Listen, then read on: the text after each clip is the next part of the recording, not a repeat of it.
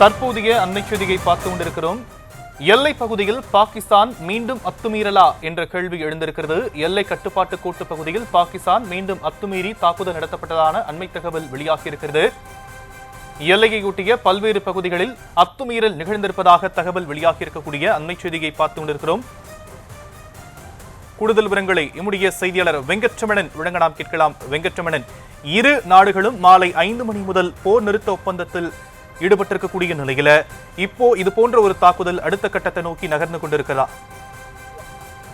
நிச்சயமாக குறிப்பாக கடந்த 4 நாட்களாக இந்தியா பாகிஸ்தான் இடையே தொடர்ந்து ஒரு பதட்டமான ஒரு சூழல் நிலவி வந்த நிலையில இன்று மாலை 5 மணியோடு எந்த விதமான ஒரு தாக்குதலையும் மேற்கொள்ள மாட்டோம் என இரு நாடுகளும் தெரிவித்ததாக அமெரிக்கா தெரிவித்திருந்தது. இந்த நிலையில தற்பொழுது கிடைக்கக்கூடிய செய்தி என்னவென்று பார்த்தோம் என்றால், ஜம்மு அண்ட் காஷ்மீர்ல இருக்கக்கூடிய எல்லை பகுதிகளாக இருக்கக்கூடிய அக்னூர், பூஞ்ச், ரஜோரி உள்ளிட்ட பகுதிகளில் அந்த ஒப்பந்தத்தை மீறி, இந்த தாக்குதலை மேற்கொள்ள மாட்டோம் என்கின்ற அந்த ஒப்பந்தத்தை மீறி தற்பொழுது பாகிஸ்தான் அந்த எல்லை பகுதிகளில் தாக்குதல் நடத்தியதாக தகவல் என்பது கிடைக்கப்பட்டிருக்கிறது.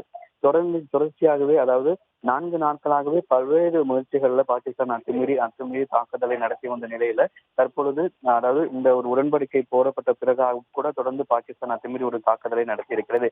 எல்லையை ஒட்டி இருக்கக்கூடிய அந்த அக்னூர், பூஞ்ச், ரஜோரி உள்ளிட்ட பகுதிகளில் போர் நிறுத்த உடன்படிக்கையை அத்துமீறி பாகிஸ்தான் தற்பொழுது எல்லைக்கோட்டு பகுதிகளில் தாக்குதல் நடத்தியதாக தகவல்கள் கிடைக்கப்பட்டிருக்கிறது.